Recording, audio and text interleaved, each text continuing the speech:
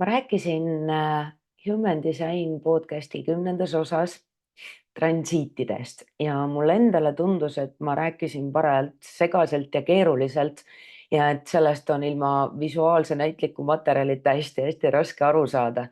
Ja mind jäi see hullult painama ja siis mul tekkiski tunne, et ma ei saa seda nii jätta, et ma pean ikka tegema siukse täiendava õppevideo sinna kõrvale. Et taustainfoks võin öelda, et ma ise olen transiite jälginud äkki juba, ma ei teagi, 5-6 aastat või. Ja nüüd eelmine aasta tegime ühe väikese suletud grupiga läbi sellise intensiivse transiiditripi, ehk siis saime iga 6 päeva tagant Zoomis kokku ja käsitlesime lähemalt siis seda väravat, mis transiiti parasjagu oli minemas.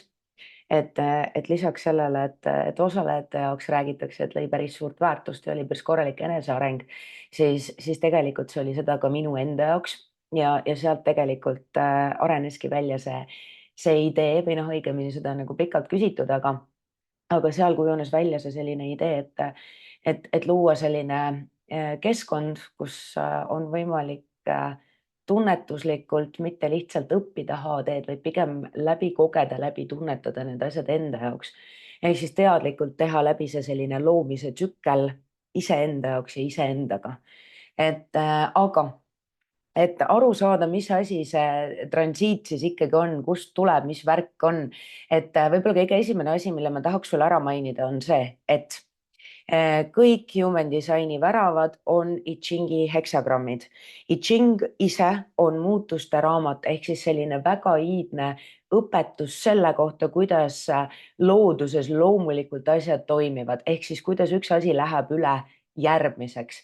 Et tegelikult kui Chingi, kui ka seda sihukest väravate teekonda hästi teadlikult läbi teha, siis on võimalik väga hästi näha neid seoseid, et kuidas nagu üks energia mõjutab teist ja kuidas ühest asjast kasvab välja midagi muud.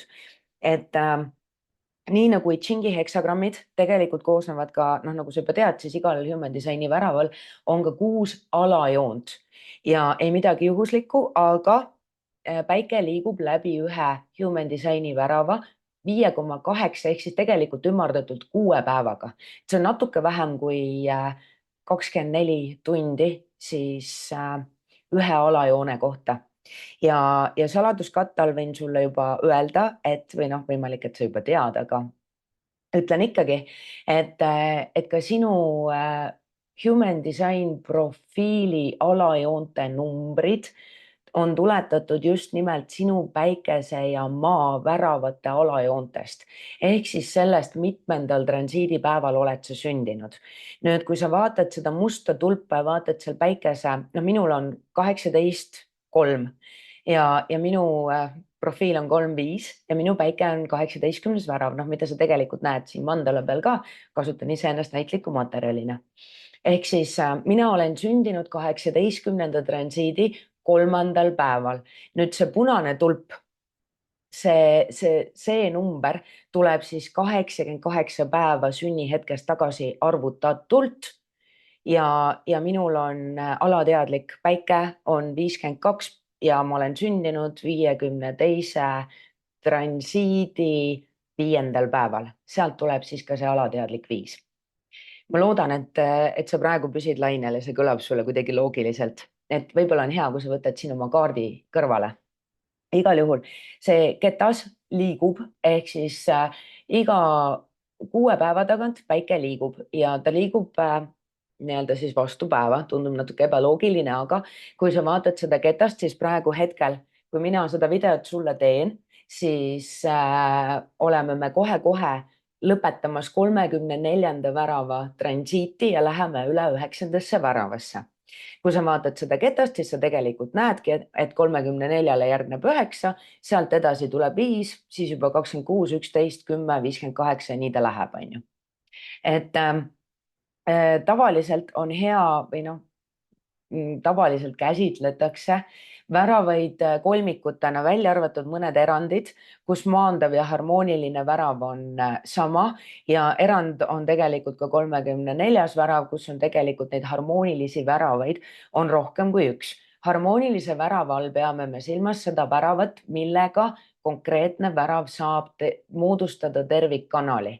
Ma kasutan, kuna 34 võib-olla näitena alguses parajalt keeruline, sellepärast et 34 ongi 3 harmoonilist vastasväravat. Et maandav värav on 20, aga 20 moodustab ka tervikkanali, ehk siis on ka üks harmoonilistest väravatest. Ja lisaks sellele 34 värav saab moodustada tervikkanaliga 10. väravaga identiteedikeskuses ja 57. väravaga põrnas. Võib-olla parem näide on nüüd see 9. värav, kuhu me kohe-kohe jõuame või noh, võimalik, et sina kuuled seda videot siis mingi hetk hiljem, aga ma kasutan ikkagi näitena 9. väravat. Ehk siis, kui päike on 9. väravas, siis see tähendab seda, et maa on kettal täpselt vastas olevas väravas number 16. Et nii nad käivad, päike ja maa on alati ka siin kettal täpselt teineteise vastas, mis tähendab seda, et kui nüüd värav 9 toob meile väga kaua oodatud sakraalse fookuse energia, tegelikult sellest väravast me leiamegi selle just nimelt sakraalse energia fookuse, selle võime samm-sammu haaval midagi pühendunult üles ehitada, siis maa on väravas 16, mis tähendab seda, et fookus peab ikkagi saama maandatud talenti ja sellistesse entusiastlikesse edasiviivatesse tegudesse. Ehk siis seda tuleb ka väljendada. Et võib-olla sedapidi on sul lihtsam aru saada sellest seosest. Nüüd harmooniline värav 9. värava transiidi ajal on 52 juurte keskuses. Ja noh, nagu ma juba enne mainisin, siis ei midagi juhuslikku, aga värav 52 on minu alateadlik päike, ehk siis värav 9 transiit on minu jaoks üks erakordselt kaua oodatud ja armastatud aegu aastas, mille väljendumist olen mina kogenud erinevatel aastatel väga erinevalt. Mõni aasta on see lihtsalt sihuke totaalne kaos ja frustratsioon, väga palju pisiasju, müra ja lärmi, midagi ei saa tehtud. Või siis on tegemist olnud just nimelt selle ajaga, kus mul on hästi fookus paigas ja väga palju asju saab tehtud. Ehk siis värav 52 toob just nimelt selle püsivuse, ehk siis annab sellise võime püsida paigal ja tegeleda väga keskendunult sellega, mis parasjagu oluline on. Nüüd, kui sul endal on värav 9 või tervikkanal, siis sinu jaoks võib see transiit olla väga mugav aeg. Noh, nüüd oleneb, on ju, jällegi, kas sa elad selles kõrgemas väljenduses või madalamas väljenduses, kas sul tõmbab hästi-hästi fookusesse või tuleb olla hästi teadlik selle osas, et sa ei teeks lihtsalt midagi selleks, et lihtsalt midagi teha. Nüüd väga suurt mõju võib 9. värava transiit avaldada sulle siis, kui sul on värav 16 või värav 52. Ja samamoodi võid sa väga-väga tugevalt seda energiat tunda ka siis, kui sul muidu ei ole mitte ühtegi nendest väravatest sinu kaardis aktiveeritud. Sellepärast, et tegemist võib olla just nimelt, vaata nagu ma alustasin selle pöördkapiga, on ju, et see võib olla see hetk, kus elu nii-öelda avab sinu 64 sahtliga pöördkapis selle 9. sahtli ja sa saad aru, et oot, aga ma olen võimeline niimoodi keskenduma, ma saan päriselt aru, mis on oluline, et ma olen päriselt, näen seda tulevikku ja ma saan nüüd valida, kuhu ma tahan panustada oma tähelepanu energiat, millega on minu jaoks oluline tegeleda, mis viib mind edasi ja mis on lihtsalt energia raiskamine, mõttetu pudi-padi, on ju. Ja suure tõenäosusega oleneb jällegi sellest, mille poolt on sul 9. värav aktiveeritud.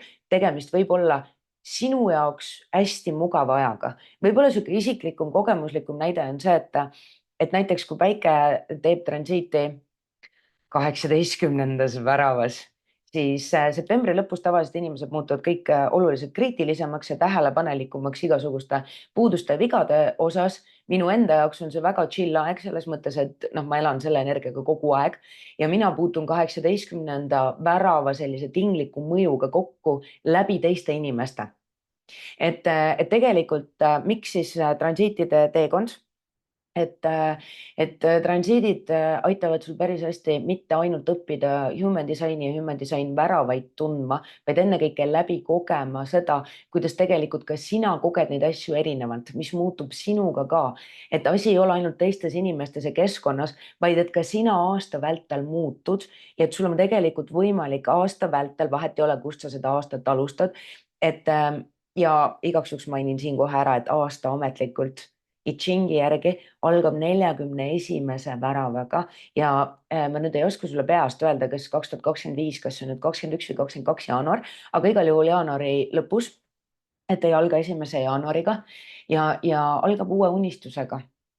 Ja noh, kui sa vaatad seda ketast, siis sa näed, et 41. värav on just niisugune mutatsiooni lõpp ja siis sealt me liigumegi initsiatsiooni ehk siis niisugune üleminekuaeg, et sealt algab juba nagu nii-öelda midagi uut. Et igal juhul selle aasta vältel on sul tegelikult võimalik õppida tundma ennast ja päriselt harjutada seda niisugust sünkroonise eluga elamist ja mida selline eelmise aasta teekond väga hästi näitas, on see, et see selline teadlikkus ja tähelepanelikkus selle osas, mis su ümber toimub, aitab nii palju paremini mõista ka teisi inimesi. Miks on näiteks mingi aeg, miks me kollektiivselt muutume kriitilisemaks või miks on näiteks mingi aeg, noh, eeskätt siis sihuke oktoober on ju, et miks on nagu hästi palju õhus selliseid hirme ja ärevust ja mingit kokkuhoidlikkust ja kõike muud, on ju, või siis näiteks, miks mingitel hetkedel on kuidagi rohkem energiat, rohkem teotahet, miks on vahepeal mingisugused emotsionaalselt sügavamad protsessid aktuaalsed. et see kuidagi hästi mõjutab meid kõiki ja siis igal päeval on täpselt nii nagu profiilide alajoontel, on igal päeval ka omad kvaliteedid. Ehk siis iga transiidi esimene päev on seotud selliste avastajalike kvaliteetidega. Niisugune päris hea aeg kuidagi nagu õppida tundma, mida see sinu jaoks tähendab. Teine päev kannab endast tihtipeale niisugust olemuslikku tarkust, on nagu hästi hea aeg kuidagi luua või endaga olla. Kolmas päev on päriselt ka oota kaost, ootamatut, kõik on võimalik, väga vinge areng on ka kusjuures võimalik. Et seal võib olla nagu väga hüppelist arengut just nimelt selles mingis kvaliteedis või oma elus, tegevuses, suhtes. Neljas päev on hästi hea, sihuke soositud on sihuke nagu suhtlus ja inimesed ja see võib hästi palju õpetada ka inimsuhete kohta. Viies, kuues päev on alati minu suured lemmikud, et seal tihtipeale avaneb mingi täiesti uus perspektiiv või on võimalik kuidagi nagu targast kohast midagi jagada, on võimalik teha mingeid kokkuvõtteid ja no kuues päev läheb kohe üle juba esimeseks päevaks. Ja vot see nüüd ongi seesama, et nagu tarkus millegi kohta viib kohe selleni, et sa oled jälle võhik millegi uue osas ja alustad seda õppeprotsessi uuesti. Et nagu ma olen korduvalt öelnud, et see Chingi osa on vast üks minu selliseid suuremaid lemmikuid, on miski, millesse ma hästi kirglikult suhtun. See väravates selline peituv arengupotentsiaal, see selline teekond nii-öelda varjust valgusesse ja siis see varju-valguse mäng on ju, et see hästi sütitab mind ja ma olen alati olnud nagu seda meelt, et tegelikult seda kogu ringi ehk siis tegelikult kogu human design'i väravate poolt võiks teada tervikuna, et asi ei ole ainult nendes väravates, mis su sünnikaardis on aktiivsed, et ka ripakil vastas väravate kvaliteedid väga tugevalt mõjutavad meid ja noh, nagu nüüd sa juba mõistad, siis tegelikult on meil ka kolmas värav, mis on mängus ja mis on mängus ka siis, kui tema sul ei ole aktiivne. Et ehk siis ja kui ma räägin praegu sellest teadlikust elamisest kooskõlas elu endaga, siis ma ei pea silmas üldse seda, et nüüd ma ei tea, jäta oma elu kõrvale, et ei, hoopis vastupidi, pigem just see, et kuidas sina saaksid olla rohkem kohal, tehes seda, mida sa teed. Et see on see fookus siin, et vähem sellist inertsust ja uisapäisa lihtsalt millegi tegemist, sellepärast et kogu aeg on tehtud, vaid rohkem sellist kohal olevat elamist.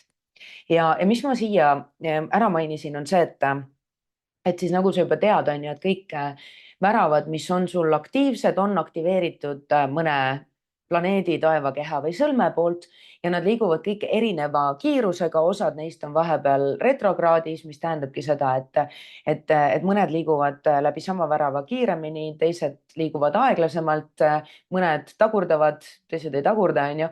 Et päike siis, üks päikese transiit, päike liigub läbi ühe värava circa 5,8 päevaga ehk siis 6 päevaga. Kuu liigub läbi 64 värava 28 päevaga, mis ongi tegelikult see reflektorite otsustuskoht või otsustustsükkel.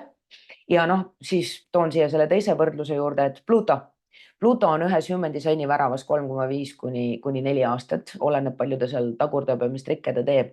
Et see on ka põhjus, miks, kui sa vaatad nagu näiteks paljude enda eakaaslaste human design'i sünnikaarte, siis sa näed, et neil on Pluto näiteks samas väravas. Vot, ma nüüd väga-väga loodan, et sellise õpetliku, näitliku videomaterjali kõrvalt sa mõistad natuke paremini transiitide värki, võimalik, et äkki sul tekkis nüüd natuke suurem huvi süveneda transiitidesse. Et ma olen neid jaganud tegelikult juba äkki mingi üle 4 aasta ja nüüd on siis võimalus liituda ka täitsa sellise individuaalse seiklusega ehk siis teha seda teekonda läbi ka teiste kaasteelistega. Ja kui see kuidagi kõnetab sind, siis leiad lisainfo siit alt. Aitäh sulle ja ägedat seiklust.